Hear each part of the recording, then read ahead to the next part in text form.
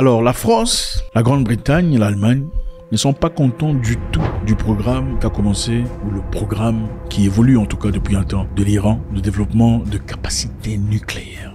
Donc l'Iran, depuis un temps, a persisté dans son programme, malgré les découragements des pays internationaux, vous savez, dans son programme nucléaire. Et ils sont au point maintenant, pas très loin en tout cas, de pouvoir déjà mettre sur pied une bombe nucléaire. Et les gens ne sont pas contents du tout. La France, l'Allemagne et la Grande-Bretagne, ils sont pas contents du tout. Ils disent que l'Iran vise à continuer d'étendre son programme nucléaire de manière qui manque toute justification pacifique crédible. Ça fait rire. L'Iran vise à continuer d'étendre son programme nucléaire d'une manière qui manque de toute justification pacifique crédible. Donc, l'Iran doit justifier de manière pacifique pourquoi il veut étendre son programme nucléaire. Mais est-ce qu'on a posé la même question aux États-Unis d'Amérique? Est-ce qu'on a posé la même question en Angleterre, Grande-Bretagne, qui se plaignent? Est-ce qu'on a posé la même question à la France? Donc, en d'autres termes, les États-Unis, l'Angleterre, la France peuvent avoir des bombes nucléaires ils n'ont pas besoin de justification pacifique, un document qui explique pourquoi ils ont une bombe nucléaire. Mais l'Iran doit expliquer pourquoi l'Iran. Vous voyez le monde dans lequel on vit. C'est un peu comme un bandit dans le quartier, ok, qui maltraite les gens, qui va frapper chez les gens. Il faut le dire. Écoutez, bon, on voit un peu ça. Et puis, soudain, le voisin va acquérir le moyen de défense et le bandit s'efface. Ou, vous savez comment ça se passe dans les écoles. Quand il y a un monsieur un bully, qui essaie d'intimider tout le monde. Il menace tout le monde. Il veut taper tout le monde. Toi, je vais te casser la gueule. Toi, je vais te tout ça. Toi, tu m'emmènes du pain et du beurre. Sinon, je te casse la gueule. Toi, tu m'emmènes des yaourts demain. Nous, on a vécu ça à l'école. On a grandi différemment de beaucoup de gens ici. Toi, tu m'emmènes du fromage. Sinon, demain, tu n'emmènes pas le fromage, tu as un problème. Tu as ta petite collation là, tu arrives à l'école. Le monsieur te demande où ça part. Comme s'il a contribué. Maintenant, soudainement, quand l'un des garçons à qui il demandait du fromage chaque jour va dans un club de karaté, apprendre à se battre et à se défendre, il se fait « Toi, tu as appris le karaté. Toi, tu ne feras plus... » C'est un peu ça.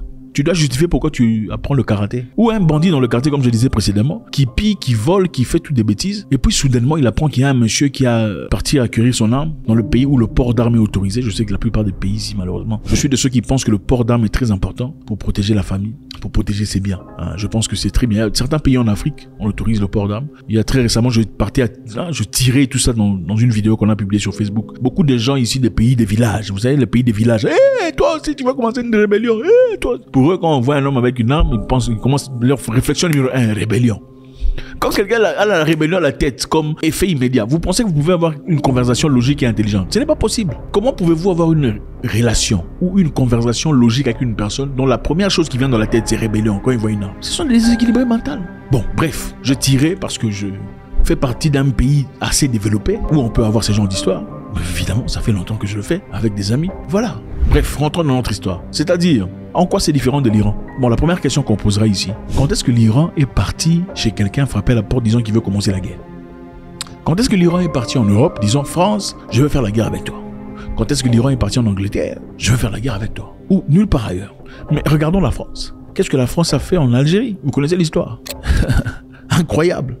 Le nombre d'Algériens qui sont tombés, le nombre de femmes qui ont été prises de force. Ce n'était pas les Iraniens, c'était les Français qui ont fait ça. Regardons en Égypte ce qu'a fait l'Angleterre. Le nombre d'Égyptiens tombés. Il n'y a aucune nation sur Terre qui a fait des choses aussi atroces que les Britanniques. Il n'y en a pas. Regardez ce qu'ils ont fait en Inde. Incroyable. Ils ont affamé les gens là-bas.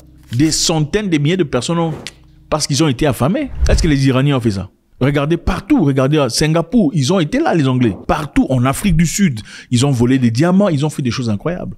Comment est-ce qu'ils peuvent dire l'Iran doit donner une justification pacifique crédible de la raison pour laquelle ils sont en train de développer leur développement nucléaire? Bon, moi je pense que on va essayer de réfléchir ensemble. Pourquoi l'Iran essaie d'acquérir tout ça? Vous savez, dans la vie quand vous êtes intimidateur, vous vous léguez en groupe pour intimider les gens, les presser contre mur, les forcer à faire les choses comme vous. À un certain moment, ils se rebellent. Vous avez déjà tapé un chien qui n'aboie pas ou un chien qui n'est pas méchant. Je ne sais pas si vous avez déjà vu ça. Hein? Vous savez, le chien, généralement le chien que tout le monde néglige. Celui que tout le monde dit, le chien là, c'est un chien en plastique. Tapez le chien là, mettez-le contre un mur.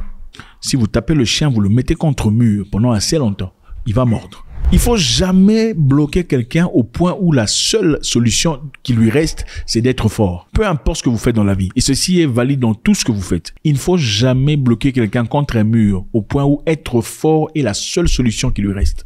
Croyez-moi, la personne sera très forte. Quand cette force dépend de son existence, c'est d'une raison existentielle, la personne sera très forte. Vous avez déjà vu des histoires où le petit cousin a tapé le grand cousin. c'est évidemment irrespectueux de sa part. Mais posez-vous la question, comment est-ce que le petit cousin a tapé le grand cousin? Vous verrez très souvent que le grand cousin en abusait. Des fois, il fallait simplement parler, toi, quitte là, il a, toi, malade, gifle, tout ça. À un moment donné, le petit a dit, ah, attends, finalement, je pense que tu vas me tuer. L'Iran serait-il en train de se protéger contre les Occidentaux? Puisqu'ils ont remarqué ce qu'ils ont fait à Cuba. Le Cuba a été sanctionné. Aujourd'hui, il n'y a pas d'eau. Il n'y a pas d'eau internationale en bouteille qui va au Cuba. Il n'y a généralement pas à manger venant de nulle part ailleurs. Il n'y a pas d'investissement étranger. Il n'y a pas des médicaments comme on l'aurait voulu. Il n'y a pas de nouvelles technologies. Il y a des anciennes voitures à Cuba. Beaucoup de gens vivent dans des conditions très difficiles. Pourquoi? Parce que Cuba avait refusé d'obtempérer aux idées que eux proposaient. Ils voulaient posséder une terre au Cuba. Et Cuba a refusé de leur autoriser leurs entreprises de prendre possession de leurs terres. Voilà pourquoi ils ont été sanctionnés depuis très longtemps. I'm at the international headquarters of the United Nations, where today the UN General Assembly voted overwhelmingly to adopt a resolution condemning the US blockade of Cuba. Récemment, aux Nations Unies, une centaine de pays ont dit finalement qu'il fallait enlever les sanctions contre Cuba. Et vous savez quels pays ont refusé? C'est 2 pays. C'est à vous de commenter ces 2 pays dans les commentaires. 2 pays ont refusé qu'on enlève les sanctions contre Cuba. 2 pays seulement. 2 pays. Bon, pour eux, Cuba doit continuer à souffrir. Cuba ne doit pas avoir à boire, à manger, les médicaments. Cuba ne peut pas avoir le développement parce qu'eux ont décidé 2 pays. Donc, ils peuvent sacrifier toute une population pour leurs intérêts personnels. Vous pensez que dans un monde comme ça, un pays comme l'Iran ne va pas décider de développer une bombe atomique? At this hour, American and coalition forces are in the early stages of military operations to disarm Iraq, to free its people, and to defend the world from grave danger. Pourquoi vous pensez qu'on a attaqué l'Irak, on a attaqué l'Afghanistan, mais on n'a pas attaqué l'Iran?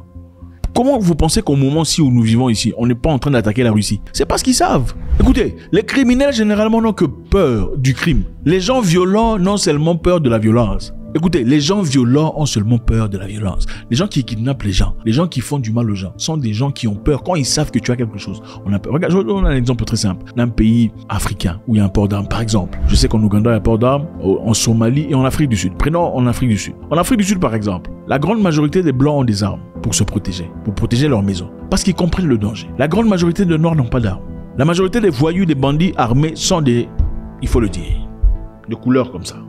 Hein, c'est ça la vérité. Maintenant, la question que je veux vous poser, d'après vous, qui sont les plus grandes victimes des criminels comme ça? De ceux-là qui ont de la peau comme ça, qui ont des armes. Qui sont les plus grandes victimes de ces personnes? Ce sont les gens comme eux qui n'ont pas d'armes. Vous comprenez? Des criminels comme ça ont des armes. Leurs victimes sont des gens comme ça qui n'ont pas d'armes. Pourquoi? Parce qu'ils attendent la volonté de Dieu, que Dieu les protège.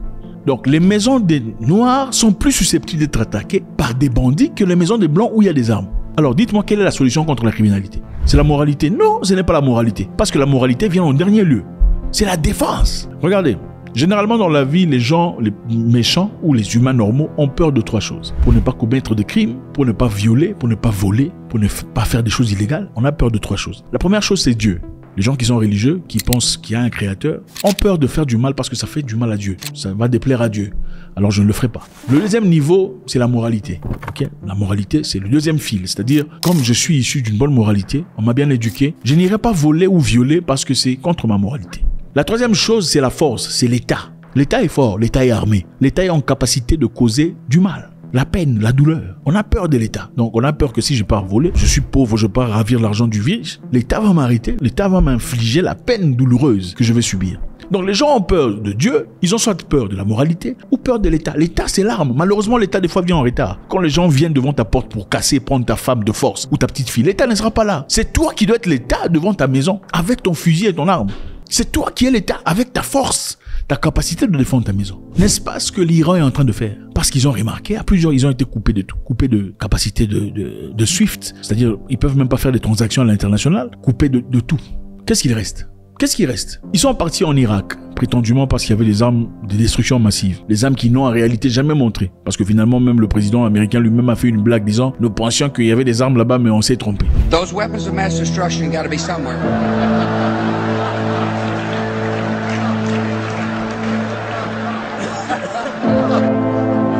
Nope, no weapons over there.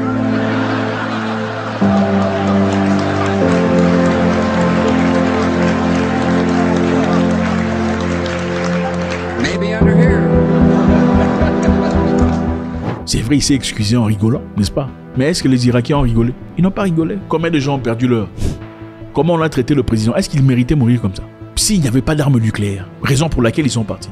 Alors, ne pensez-vous pas que c'est la raison pour laquelle l'Iran veut aussi avoir une arme pour se protéger, pour balancer? Bon, prenons aujourd'hui, la Russie est en guerre. Tout le monde déteste la Russie. Tout le monde cherche des moyens sophistiqués pour ébranler la Russie. La question qui se pose est celle-ci. Si la Russie n'avait pas les armes nucléaires, vous pensez que la Russie serait toujours là? Non, répondez.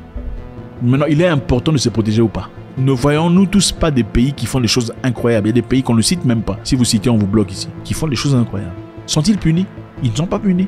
Donc nous vivons dans un monde de 2 poids, 2 mesures. Chacun pour soi, Dieu pour tous. Il faut protéger ses arrières. Et c'est la raison pour laquelle ceux-là veulent faire ce qu'ils vont faire pour protéger leurs arrières. Faites-moi savoir ce que vous en pensez. Est-ce qu'ils ont raison de faire ce développement ou pas? Est-ce que les autres ont raison ou les autres ont quel droit? C'est sur quelle base de droit qu'ils peuvent dire non, vous ne pouvez pas avoir cette histoire, seulement nous. God bless.